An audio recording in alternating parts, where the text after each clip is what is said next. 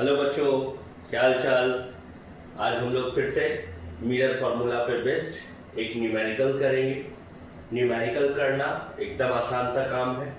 सबसे पहले हमको क्वेश्चन पढ़ना है। क्वेश्चन पढ़ने के बाद हमको ये ढूंढ के निकालना है कि ये किस मिरर की बातें कर रहा है, और उसके बाद फिर उसी हिसाब से हम लोग साइन कन्वेंशन को लगा लेंगे, और उसके बाद फिर मिरर फार्मूला लगा के हम लोग आंसर फाइंड आउट करेंगे। चलिए पढ़ते हैं।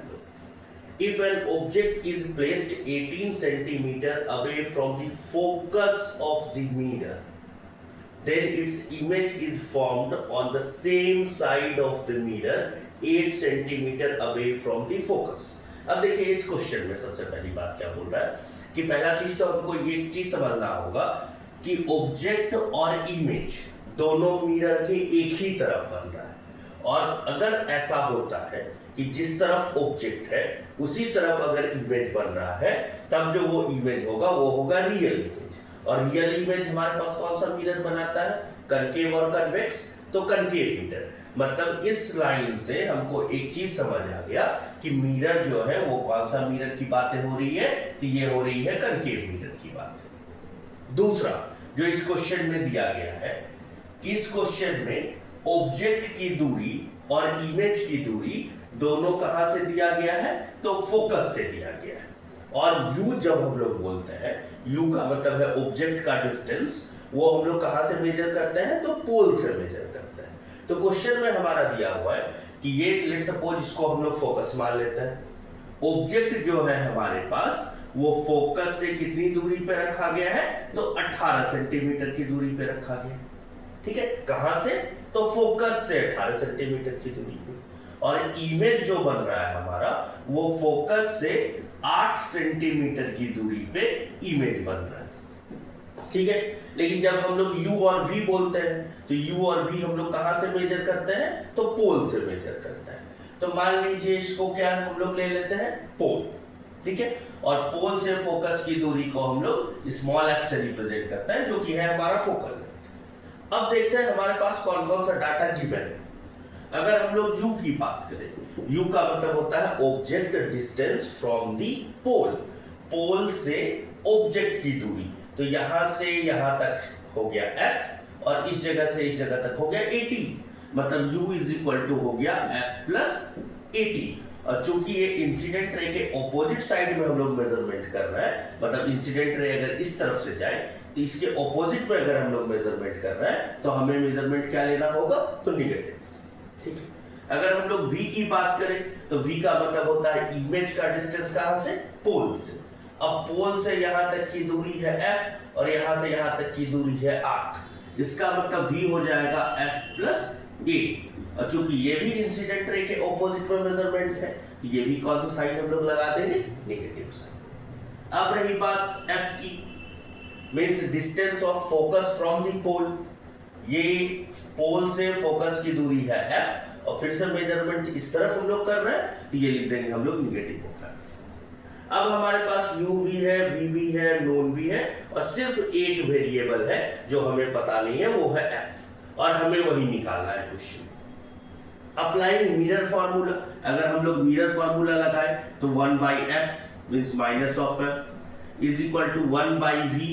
v हो गया हमारा माइनस ये f प्लस 8, और प्लस 1/u, u हो गया हमारा माइनस f प्लस 18, और माइनस और प्लस ये दोनों मिलके क्या हो जाएगा हमारा? तो माइनस। ठीक है, अब जनरल एकदम मैथमेटिक्स में जो जैसे कैलकुलेशन करता है, सिंपल वैल्यू कैलकुलेशन कर रहा है। इस दोनों का एलसीएम क्या हो जाएगा? तो इसको हम लोग डायरेक्टली मल्टीप्लाई कर लेते हैं। f into f, f square, plus f into 18, 18f, 8 into f, 8f, और ये हो जाएगा 18 इंटू 8 प्लस का 144। ठीक है, अब देखिए इसके नीचे ये पार्ट है, तो ये पार्ट उठ के यहाँ आ जाएगा, और ये पार्ट उठ के यहाँ पे चला जाएगा। तो ऊपर हो गया हमारा माइनस में f प्लस 18, और माइनस f प्लस 8, और इस तरफ हो गया हमारा माइनस में 1/f। ठीक है, एक और स्टेप अगर हम लोग आगे बढ़े, माइनस का 1/f इज इक्वल टू, नीचे में एज इट इज जो है अभी फिलहाल रहने देते हैं हम लोग, एफ स्क्वायर प्लस 18 और 8 ये हो गया हमारे पास 26f और प्लस का 144। ऊपर में अगर हम लोग ब्रैकेट को हटा दें तो ये हो जाएगा minus of F minus 18 minus of F and plus minus minus 8। ठीक है, और अगर हम लोग फर्दर कैलकुलेशन करें, ये देखिए ये हो गया हमारा -1/f और इधर हो गया -f माइनस का 2f और -18 और -8 माइनस का 26 और नीचे हमारा रह गया f स्क्वायर प्लस का 26f और ये हो गया प्लस का 144। अब अगर हम लोग क्रॉस मल्टीप्लिकेशन करते तो इस तरफ आ जाएगा हमारे पास माइनस का f स्क्वायर माइनस का 26f और माइनस का 144। ठीक है, अगर इस f को इस तरफ लाके हम लोग मल्टीप्लाई करें तो माइनस का 2f स्क्वायर और माइनस का 26f। ठीक, अब देखो ये माइनस का 26f और माइनस का 26x कैंसिल हो गया।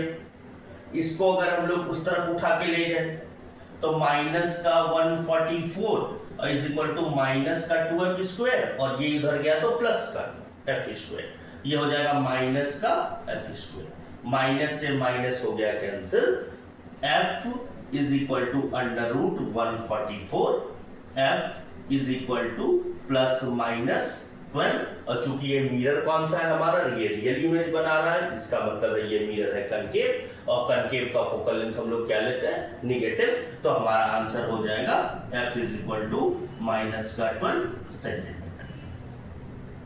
ये तो एक जनरल प्रोसेस हुआ जो कि हमें एग्जाम में फॉलो करना है। अगर हमारे पास मल्टीपल चॉइस क्वेश्चन में ऐसा क्वेश्चन दे दे तो इसमें बस आपको ये गौर करना है कि यहाँ पे ऑब्जेक्ट का दूरी और इमेज का दूरी दोनों कहां से दिया हुआ है, फोकस। अगर ऐसा कोई भी न्यूमेरिकल्स आपको मिलता है मिरर के केसेस में जिसमें ऑब्जेक्ट का दूरी और इमेज का दूरी दोनों फोकस से दिया हुआ हो और तब अगर आपको फोकल लेंथ निकालना हो तो आप डायरेक्ट एक फॉर्मूला यूज कर सकते हैं, अंडर रूट ऑब्जेक्ट की जितनी दूरी फोकस से होगी मतलब 18 मल्टीप्लाई इमेज की जितनी दूरी फोकस से होगी मतलब कि 8। आप देखेंगे कि डायरेक्टली ये हमारा answer 144 means focal length is equal to 12 plus minus और अकॉर्डिंगली हम मिरर के हिसाब से कन्वेंशन यूज कर लेंगे मतलब 12। जो आंसर यहाँ पे हमारा आया था वही आंसर हमारे यहाँ पे आ चुका है। इसका मतलब अगर हमें ऑब्जेक्टिव क्वेश्चन में दिया जाए इस ढंग का क्वेश्चन तो हम लोग डायरेक्ट बस इतना ध्यान रखेंगे कि जब भी ऑब्जेक्ट की दूरी और इमेज की दूरी कहां से दिया गया है, फोकस से दिया गया है और तब अगर हमें फोकल लेंथ निकालना है तो हमें कुछ नहीं करना है, रूट लगाना है, ऑब्जेक्ट की दूरी फोकस से जो है वो लिख देना है, मल्टीप्लाई में इमेज की दूरी जो फोकस से वो लिख देना है, जो भी कैलकुलेट करके आएगा वही है आंसर, और नहीं तो जनरल फॉर्म में ऐसे हम लोग कन्वेंशन लगा के इसको सॉल्व करेंगे। आई होप आपको अच्छे से ये चीज समझ आया होगा। ऐसी ही सीरीज को हम लोग जारी रखेंगे। आई होप अच्छे से आपको समझ आया होगा। Thank you, take care, bye bye.